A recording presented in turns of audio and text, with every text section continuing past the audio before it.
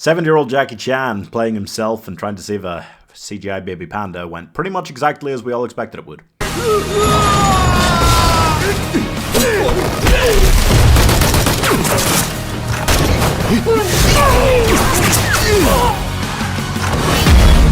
Oh my goodness, Jackie Chan really went back to China to star in films with panda fart jokes. I'm kind of into it, honestly. That's not me saying this is a great film, but it is inoffensive family fun most of the time. It's Die Hard in a Chinese zoo with a CGI baby panda, the CGI of which can be forgiven at least some of the time. Not all of it. Panda Plan is about international action movie star Jackie Chan playing himself, generally just getting called Jackie. In China, is he like Madonna? Like, just Jackie, they call him. I mean, fair enough. I think I'd know who you were talking about. Kennedy. No, but in general, yeah. Anyway, he goes to a zoo because he's been invited to adopt a baby panda, which has got a huge online following. I guess just because it's a baby panda. There was a whole thing at the beginning. I wasn't paying attention. And it's very interesting because they managed to fit in English language, but on a level that makes you think, what was the point in doing this? Because I'm someone who doesn't mind watching foreign films, so I didn't need them to have, like, most of the bad guys speaking English. Did they just want to make people that speak English seem evil? I don't know. So he goes to the zoo. He meets the baby panda. He meets the panda's caretaker, who is really funny. She was unreasonably funny. I've never seen her in anything before, but she was great in this. And then this international cell of mercenaries turn up. They have, like, their own boat. What groups of international mercenaries have their own boat? Doesn't matter. They turn up en masse and attack the zoo, and the fight and ensuing chaos goes on for, like, over a day, and police never show up. What is up with that? Doesn't matter.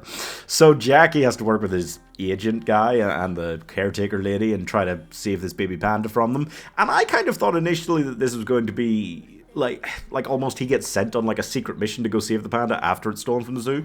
That's not really it. They're trying to keep the panda away from the terrorists in the zoo for the vast majority of the film, which is definitely better than I thought it was going to be. Not to say that that makes it, like, good, but it makes it very much wacky, silly family action, which is maybe a little bit better than I expected. The action scenes are relatively amusing. I think some of them go on a little bit too long. They didn't really seem to have a lot else going on in the film, and the story is a bit nonsensical at times because they get caught by the bad guys like 10 different times. Like, it drags a little in the middle, but in general, it's fine. It's inoffensive. The action scenes are okay.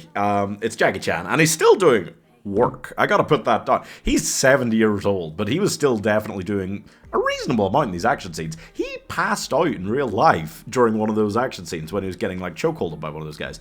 Like, man is still able to go. He was clearly using a stunt double in some parts, but, you know, 70 years old. He was doing really well considering that.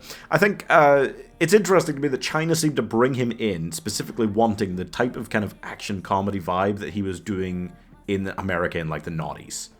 Which means the style of this film is kind of outdated by now, but it still kind of works. Those were fun films.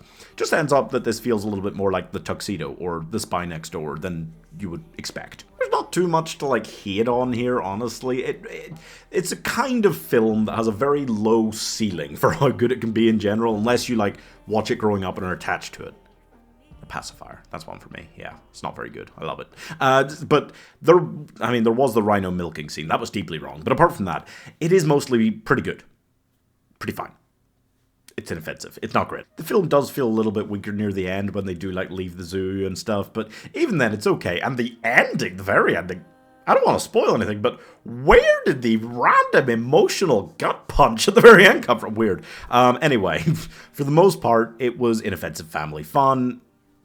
I can't harbor any resentment or hate towards this film, even though it's not that good. Even though the panda shits in his hand during the final fight. And he just whacks the guy in the face with it. Like, that was different. But yeah, it is fine. It's silly. I did think, as soon as I saw a Mandarin language film, I saw the CGI baby panda, and I was like, ooh. I thought it was going to be worse than this, and it's just fine. It's just silly. I'm giving Panda Chan 2 stars. It is kind of funny that the times that they don't quite get the English right when there's people speaking in English. Like, she even doesn't know what's going on. Like, just little things, you know? But then again, English people do get Chinese writing tattoos that are all wrong on their bodies. So, subscribe for more hard truths.